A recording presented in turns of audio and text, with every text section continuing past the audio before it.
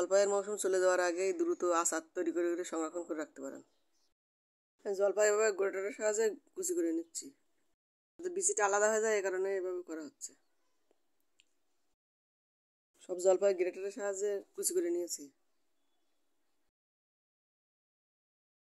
জিরা, গোলমরিচ, মেথি, শুকনো মরিচ আর নিয়েছি কালো জিরা, এগুলো টেলে নেব।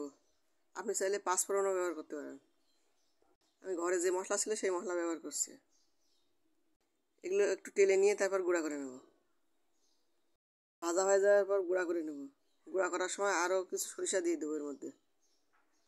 সবগুলো একসঙ্গে গুঁড়া করে নেব।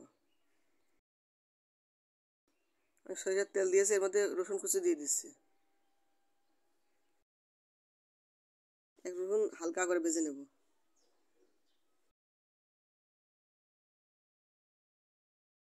এর মধ্যে দিয়ে দিচ্ছি গুঁড়া মরিচ আর ধনিয়া গুঁড়া।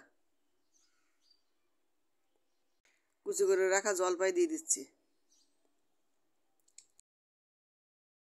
জলপাই তেলের মধ্যে দিয়ে নাড়াচাড়া করে নেব। আমি কম পরিমাণে তেল দিচ্ছি, আপনি চাইলে বেশি করে দিতে পারেন। এর মধ্যে দিয়ে দেবো চিনি।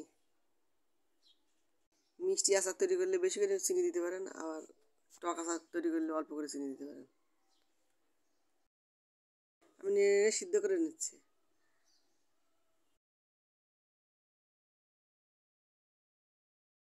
এখন এর মধ্যে দিয়ে দিচ্ছি চিনি। যে মশলা ভেজে রেখেছিলাম সেই মশলা আর সরিষা দিয়ে দিয়েছি। সরিষা ব্লেন্ডারে গুঁড়া করে এর মধ্যে দিয়ে দিয়েছি। এখন আরও কিছুক্ষণ নেড়ে চেড়ে নেব। আপনি বেশি দিন সংরক্ষণ করতে চাইলে ভিনেগার দিতে পারেন। আমার আচার তৈরি করা হয়ে গেছে, এখন বল আকারে শেপ দেবো। আমি হাতের মধ্যে করে বলের আকারে শেপ দিয়ে নিচ্ছি। এরকম বল বল মতো বানিয়ে তারপর তেলের মধ্যে দিয়ে সংরক্ষণ করতে পারেন। ভালো লাগলে অবশ্যই একটা লাইক দিবেন। আমার আচারের রেসিপি যদি বেশি ভালো লাগে তাহলে শেয়ার করে দিতে পারেন।